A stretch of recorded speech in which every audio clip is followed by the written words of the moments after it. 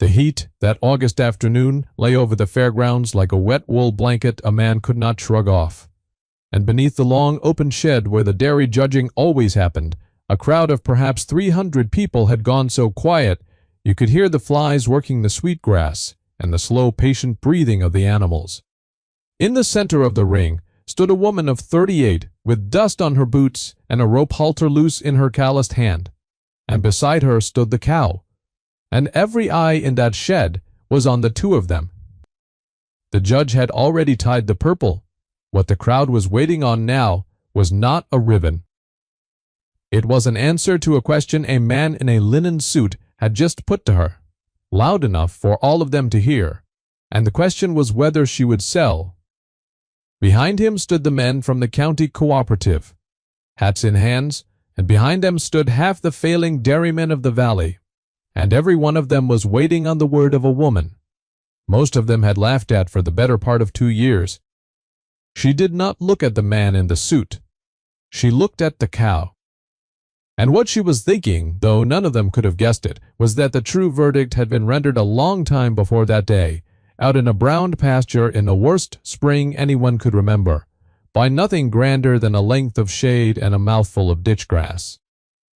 To understand what she answered, you have to go back to the little sale barn in the low country, and the day she paid $18 for a heifer nobody else would raise a hand for. Her name was Della Voss, and she had come into that country in the early spring with a truck that burned oil, $490 in a coffee can, and the deed to 60 acres of tired ground her late aunt had left her, because there was no one else to leave it to. The land sat at the dry end of the valley, where the good water gave out, 30 of it in stubbled pasture, and the rest in cedar and rock. And the neighbors had long since decided the place was fit for nothing, but running a few dry cows and going broke slow. Della had grown up in town and knew the theory of livestock the way a person knows the theory of swimming, which is to say not at all, and when she stood in the sale barn that first Thursday, among men who had been reading cattle since before they could read words, she felt the whole room take her measure and set her down as harmless. That suited her. She had spent a lifetime being underestimated and had learned it cost less than being noticed. She sat on the third row and watched the good heifers walk through, and heard the bidding climb past 200, past 3, past 4, and she kept her hand in her lap because $400 was near everything she had, and she needed it for feed and fence and the truck. Then they ran the twins through, and the room turned to laughing. They were 2 heifer calves of a breed the valley men had no use for, small-framed and fawn-colored with dark eyes and darker muzzles, dairy stock in a country that had gone all to beef, and the pair of them had come off a foreclosed place 40 miles east where the owner had died, and the executor wanted them gone at any price. The auctioneer tried and got nothing. One of the twins was sound, and pretty enough, and finally went for $60 to a man who wanted a house cow. The other would not sell at all, because the other had a crooked front leg where a gate had caught her as a calf, a fetlock that turned in, so she walked with a hitch, and every cattleman in that shed knew you did not pay money for a lame heifer of a useless breed off a dead man's farm. The auctioneer, sweating and impatient, said he would take any offer to clear her, and out of some impulse, she could never afterward explain. Della raised one finger and said, $18. The loose bills folded in her shirt pocket, and the gavel came down. And the whole barn laughed the good-natured, cruel laugh of men who have just watched a fool part with money. A big red-faced dairyman named Ott Hargrove, who ran the largest herd at the near end of the valley and never in his life passed up a chance to be heard, called out that she had overpaid by exactly $18. And the barn laughed again. And Della led her, lame little heifer, out into the light, and put her in the back of the oil-burning truck, and drove home not entirely sure herself what she had bought. That night she did the arithmetic that would run underneath everything that followed like the loan note under a hymn. She had $472 left. She had 60 acres, 30 of them grass, and 1 lame heifer of a breed nobody wanted. And she had a winter coming 8 months off. A cow gives you nothing the first year and nothing the second, but appetite. It is only in the third year, if you have kept her alive and bred her right and she has calved and freshened, that she begins to pay you back. And even then, in a trade of dollars against dry summers, you are always one bad season from zero. She wrote the numbers on the back of the deed by lamplight, and looked at them a long time, and understood that by every column and every total she had made a mistake she could not afford. But she also understood something the men in the barn had not troubled to look for, because she had looked into the heifer's eyes in the truck bed, and found there not the dullness of a spoiled animal, but a steady watchful calm, the look of a creature that had already survived worse than a crooked leg and meant to go on surviving. Della named her Juniper for the cedar. The valley men despised as much as they despised her breed, and she decided that whatever the numbers said, she would not be the one to give up first. The first months were the loneliest work she had ever known. She was up before light, stringing new wire on rotted posts, splicing the good stretches, hauling water by the bucket to the trough because the old windmill turned but did not pump, and she had no money for the leathers. Juniper favored the leg and could not travel far to graze, so Della learned to bring the grass to the cow, cutting ditch weeds and cedar flat forbs with a hand sickle and carrying them in feed sacks across her shoulders until her back knotted. She learned the smell of a cow, the particular grassy warmth of her breath, the way she leaned her weight against you when she trusted you. She made her mistakes in private, and paid for them in private. And the one time she went to town for a part and mentioned at the feed store that she was raising the little dairy heifer, the man behind the counter said, kindly enough, that a woman alone out on that dry end had best sell while the selling was good, because that country broke strong men with 3 hands and a bank. Behind them, he did not mean it cruel. That was the worst of it, that none of them meant it cruel. They had simply agreed among themselves what a woman alone on bad ground with a lame cow amounted to, and the sum they reached was pity. Della thanked him, and paid for her part, and drove home, and did not go back to town more than she had to. There came an evening late in that first summer when the arithmetic finally beat her. The truck had thrown a rod and would not run. Coffee can held $61, and Juniper had gone off her feed for 2 days and stood at the far fence with her head low, and Della sat on the porch step in the dark and let herself believe for the first time that the whole valley had been right. She was not a rancher. She was a town woman playing at a thing that killed men, and the honest course was to sell the cow for whatever a dead-breed lame heifer would bring, and take the truck money and go back to the life that fit her. She had decided it. She had it, settled the way you settle a thing, to stop the ache of deciding.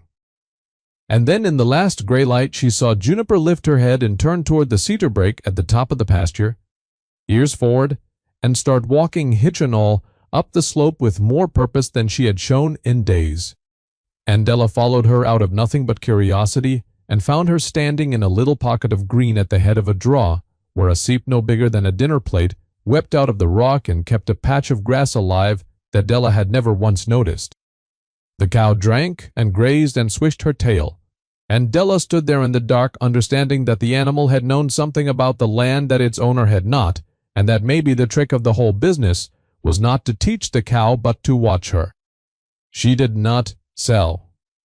In the morning she borrowed a neighbor's spare and got the truck limping again, and she started, without quite knowing it, to learn her land from her cow.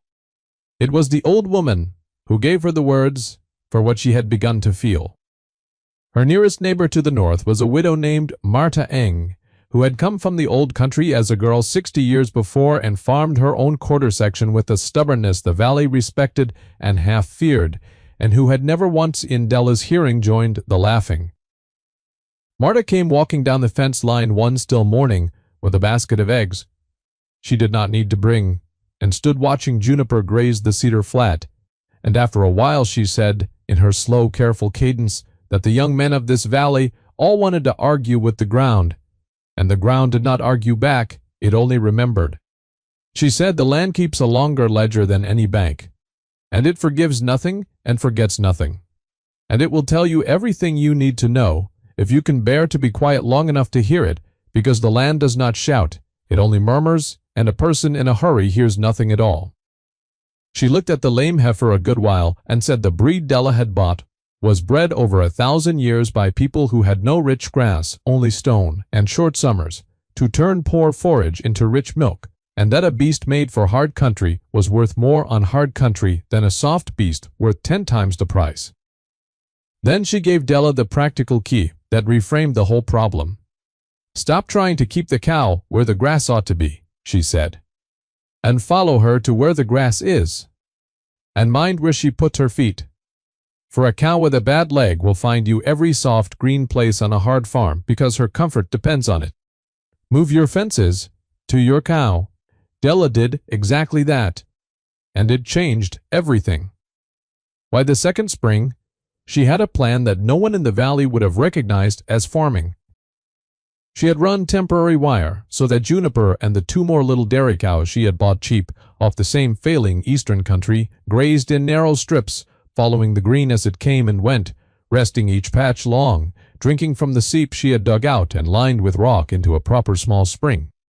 And she had bred Juniper, and Juniper had calved a fine, strong heifer with her mother's dark eyes and, mercifully, 4 straight legs, and had come into her milk. And here was the quiet miracle. Della banked like a coal, kept low under ash, the milk of these despised little cows, off this despised dry ground, grazing wild cedar flat forbs, and spring-fed grass was like nothing the valley had ever tasted. It was gold yellow and thick with cream. And when Della skimmed it and worked it patient and clean in the cool of her spring house, she made a butter so deep in color and flavor that she could hardly believe her own hands had done it, and she told no one. She sold her few surplus dozen eggs and her garden truck in town, as she always had, and let the valley go on pitying her. And she carried her secret the way Marta had taught her to carry everything, quietly, banked and low. Because a thing announced is a thing men will find a way to take, and a thing kept is a thing that grows. She was not the only one who saw sense in what she did. There was a boy, 10 years old, from the poorest family on the road, a silent, watchful child named Wicket, whose father drank the crop money and whose mother took in wash, and the boy had taken to slipping through the cedars to sit on Della's fence rail and watch. He never mocked. He asked, in his blunt, simple way, why she moved the fence so much, and when she told him, he nodded as though it were the most obvious thing in the world, which to a child it was. He named the calves. He named Juniper's daughter Ribbon, before anyone had any notion the name would come true, because he said she walked like she was already showing off. He learned to milk with his small, strong hands, and he learned to work the butter in the cool, and Della paid him in butter and eggs and in something his own house did not have, which was the steady attention of a grown person who believed he was worth teaching.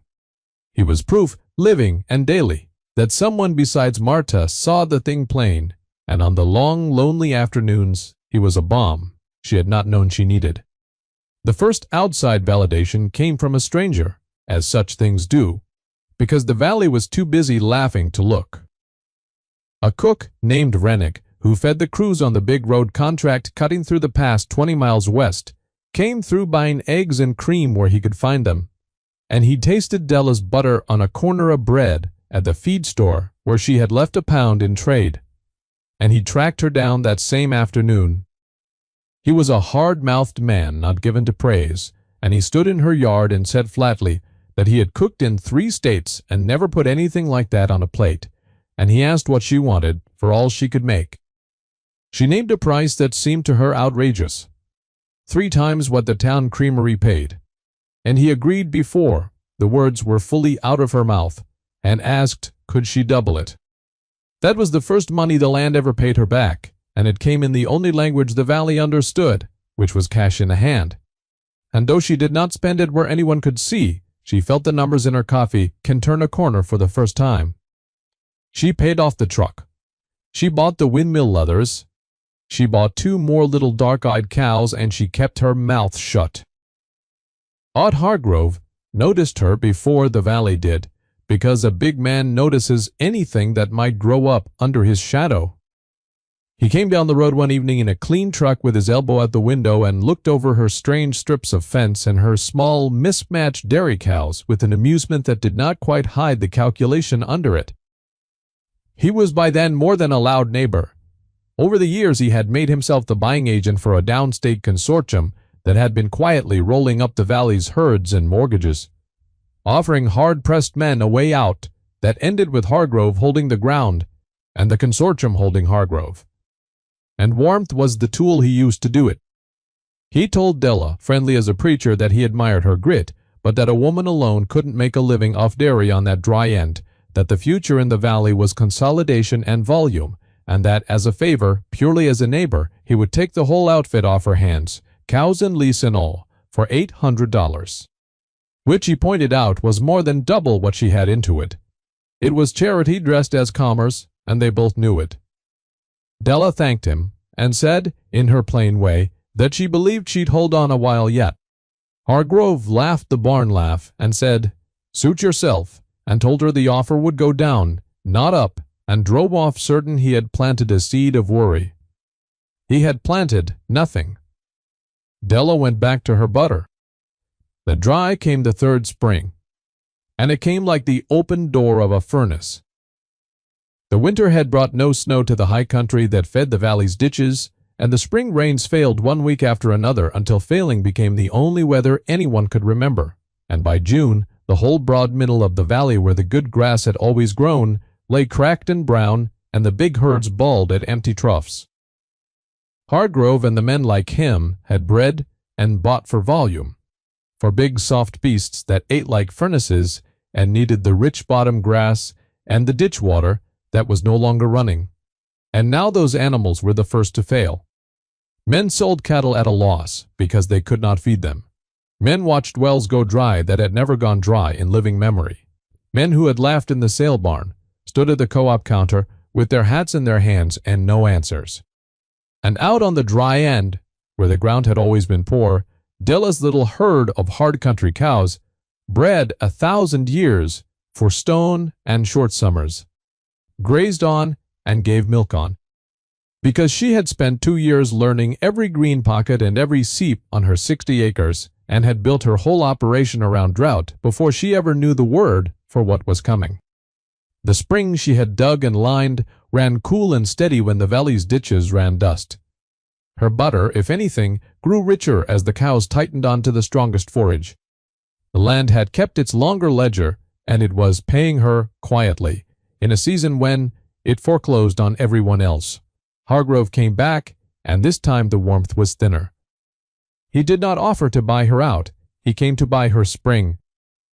The consortium, he explained, was organizing an emergency water and stock program for the valley, a fine civic thing, and her little spring was the last reliable surface water on the dry end, and it would only be neighborly of her to let the program pipe it and manage it for the good of all. And of course she would be compensated fairly. And of course a woman alone couldn't be expected to administer such a thing responsibly in a crisis. When she declined, he came a second time, with a lawyer's letter about water rights and beneficial use and the public interest, all of it thin as spring ice, but heavy enough to frighten. When that failed, he came a third time, and this was the tightening he had planned all along, and the rumor started in the valley that Della's dry end spring was fouled, that her butter was made from bad water, that a person couldn't trust milk off ground that poor, and Della understood that the man who had once merely laughed at her had decided she was worth destroying. She said nothing to the rumor. She let the co-op test her water when they asked, and it came back cleaner than the town supply, and still the rumor did its slow work. Because a rumor does not need to be true, it needs only to be repeated by frightened men. The first of the humbled came before the reckoning did. Ott Hargrove himself, of all people, drove down the road one blistering noon with his big truck's radiator boiling, and he did not get out of the cab all bluster and buying. He sat there a moment, and then he got down slow, an older, heavier man than the one who had laughed in the barn, and he asked her, in a voice that cost him everything he had, whether she would sell him water for his last 100 head. the breeding cows he could not bear to lose, because his own wells were dry, and the consortium's grand program had never materialized, and his cattle would be dead in a week. He could not pay what it was worth, he said so plainly. He stood in her yard where he had once made his charity offer and asked a woman alone for grace. He had done nothing to earn, and Della looked at him a long moment and understood that she now held over Ott Hargrove exactly the power he had spent 3 years trying to hold over her, and that she could name any price at all and he would sign it.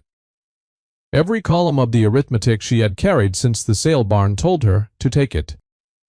She told him to bring his cows to the north pasture in the cool of the evening and water them at the trough by the spring, and she would settle the cost later. And when he tried to ask the cost, she said only that they would talk when his cows were alive. He drove off, not understanding which was fine, because she did not yet fully understand it herself. That was the ear ribbon. Juniper's straight-legged daughter took the purple ribbon at the state fair, and it was the winning of it that brought the whole matter to its head.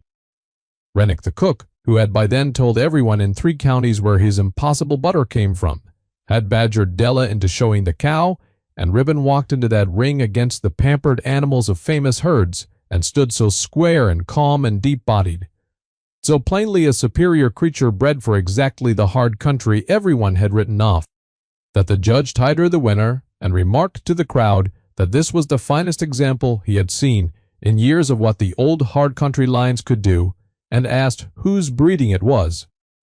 And the name that came back, passed hand to hand through that shed full of dairymen, was the name of the woman who had paid $18 for a lame heifer of a useless breed and been laughed out of a sale barn.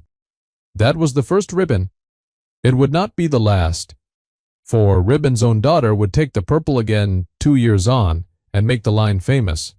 But it was the first ribbon that mattered, because it was the ribbon that told the valley, in the only language they trusted, that the fool had been right and they had been wrong. And being right, Della had long since learned, is its own kind of reply, which brings us back to the shed and the heat and the hush and the man in the linen suit. He was not Hargrove. Hargrove was in the crowd now, humbled, watered, sided with her, without quite knowing when he had crossed over.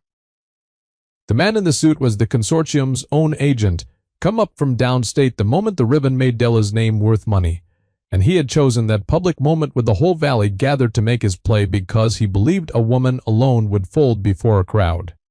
He offered, loud and smiling, to buy the entire line, every cow, and the breeding rights and the spring lease and the name, for a sum so large it made the crowd draw breath, and he framed it as the wisest thing a person in her position could do, cash in the hand against the uncertainty of dry years to come. And then he made his mistake, the small greedy overreach that undoes his kind, because to prove he had done his homework, he named her herd exactly 41 head, and named the spring's yield in gallons to the day, figures no honest buyer could have known. Figures a man could only have gotten by sending someone to count and measure on her land without her leave, and a low sound went through the crowd as they understood that the consortium had been spying out the dry end water all along, for she had never sold more than a dozen head, and her herd stood at 31, not the 41 head he had named. Della let the silence stretch the way Marta had taught her to let everything stretch. Then she said plainly, so it carried in the stillness, that the herd was not for sale, and the spring was not for sale, and the line was not for sale, not to him, and not to the outfit behind him, because the whole worth of the thing was that it belonged to the valley, and always had. She said the water had already carried this valley through the worst dry in living memory, and would keep carrying it, and that any man in that shed who needed it for his stock could bring his stock to her, spring and water them for the cost of the labor to run the pipe, and not 1 cent for the water itself. It was only hers to mind. She said she would not charge a valley for a gift the land had given, though she would gladly be paid for her work, and her butter and her calves, like any honest woman. And she turned her back on the man in the suit and put her hand on Ribbon's neck, and the man's grand offer hung in the hot air with no one to take it, and after a moment he understood that he had been beaten, not by a shrewder deal, but by a decency he had no figure for. And he folded his papers and went out to his car in a contempt that no one in that shed shared. The reversal came all at once, the way such things come after long restraint. Odd Hargrove was the first to move. He took off his hat, the big red-faced man who had priced her fool's purchase to the exact dollar 3 years before, and he said, loud enough for the shed, that he had never in his life been more glad to be wrong about a neighbor, and that he'd help run the first length of pipe himself. And then the hats came off all down the crowd, the men who had laughed in the sale barn, and the men who had passed the rumor, and the men who had pitied a woman alone, and they came forward not to buy anything but to thank her. And the whole tide of valley opinion that had run against her for 3 years turned in the space of a single held breath and ran the other way for good. The boy Wicket, 12 now, and grown lean, stood at the ring rail grinning like it was his own doing, which in a way it was, since he had named the cow. And old Martha Ank, who had walked all that way to see it, made her slow way to the rail and put her worn hand over Della's on the halter, and said in her careful old country cadence that she had told her once the land keeps the longer ledger and forgets nothing. And here at last was the day the ledger came round. For the land had known what the valley would not, that a beast made for hard country is worth more on hard country than a soft beast, worth 10 times the price, and that a person who is quiet enough to hear the murmur will hear things the shouting men die not knowing. She said Della had listened, and that listening was the whole of it. The rains came that autumn as rains finally do, breaking over the high country in the first week of October and running down the dry ditches in a brown flood that men stood out in the weather to watch. And the valley healed the slow way land heals, and the dead grass greened, and the wells filled, and the fear went out of the country by degrees. Della Voss was no longer the fool on the dry end, or the woman alone. She was the keeper of the line and the minder of the spring, a fixture now, sought out for advice by the same men who had once offered her charity, her butter carried away by the crate, and her calves spoken for 2 seasons ahead. She never did sell the spring or the line, and the money the consortium had waived never once made her regret the refusal, because she had come to understand the last thing Marta had been teaching her all along, which was that there are 2 kinds of wealth, the kind you can bank and the kind that banks you, and belonging in a place is the second kind. On a cold bright morning the winter after the second state fair ribbon, Della walked up the cedar flat with the boy beside her to a new calf standing wet and dark-eyed in the frost, 4 straight legs under her and her grandmother's watchful calm already in her face, and the boy asked what they would name this one. And Della looked a long time at the small creature that carried in her the whole improbable line that a valley had laughed at and a woman had heard, and she said they would call her Ledger, and she left it to the boy to ask why, and to the land, which forgets nothing, to remember. Un matin, pendant un stream, j'avais un café. Et je sais pas ce qui s'est passé. Il n'y a pas eu une bonne coordination entre ma main et ma bouche, ce qui fait que le café s'est renversé. Non, mais attends. Un matin, arrête, ne spoile pas, Alix, s'il te plaît. Il n'y a pas eu une bonne coordination entre mes mains, mon café, ma bouche, tout ça, et le chat, parce que je regardais le chat. Et mon café, malencontreusement, s'est renversé sur un t-shirt gris que j'avais. Voilà. Donc déjà, ça a fait beaucoup rire tout le monde. Sauf que Suki ne s'arrête pas là, bien évidemment, sinon c'est pas drôle. Et Suki. Ah, Jenny! J'étais pas sûre que tu passes. Jenny, Jenny, Jenny, reste un tout petit peu avec nous. Je suis en train de. J'allais montrer ce que tu m'as envoyé. Par contre, moi, j'entends pas les alertes, hein. Les gars, je vous le dis. Je les vois, mais je les entends pas. Attendez.